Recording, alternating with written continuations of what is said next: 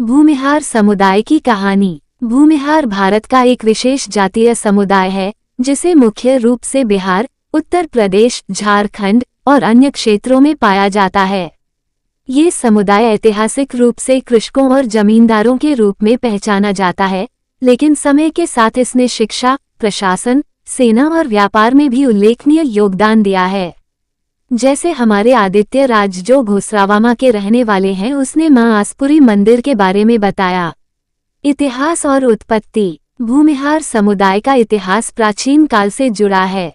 ऐसा माना जाता है कि वे ब्राह्मण वर्ग से हैं जिन्होंने खेती और भूमि प्रबंधन को अपनाया।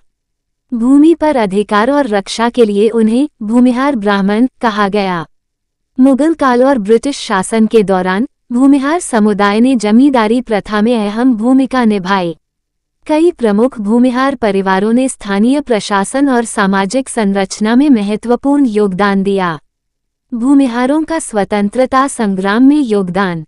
भारतीय स्वतंत्रता संग्राम में भूमिहार समुदाय ने उल्लेखनीय भूमिका निभाई।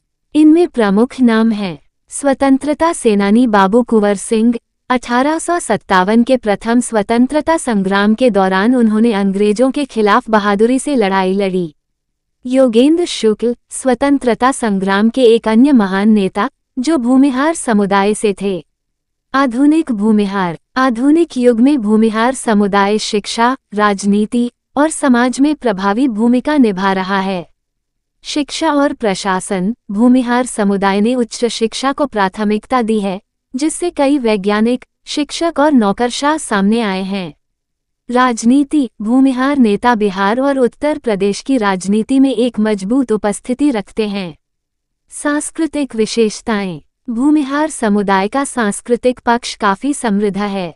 ये समाज ब्राह्मणवादी परंपराओं को अपनाते हुए कृषि और स्थानीय संस्कृति को भी बढ़ावा देता है। इनके पर्व और त्योहार जैसे छठ पूजा और पितृपक्ष विशेष महत्व रखते हैं। चुनौतियां और प्रगति। समुदाय को जातिगत राजनीति और सामाजिक असमानताओं का सामना करना पड़ा है, लेकिन शिक्षा और उद्यमिता के जरिए उन्होंने अपनी स्थिति को सशक्त किया है। भूमिहार समुदाय की कहानी संघर्ष, आत्मविश्वास और मेहनत का प्रतीक है।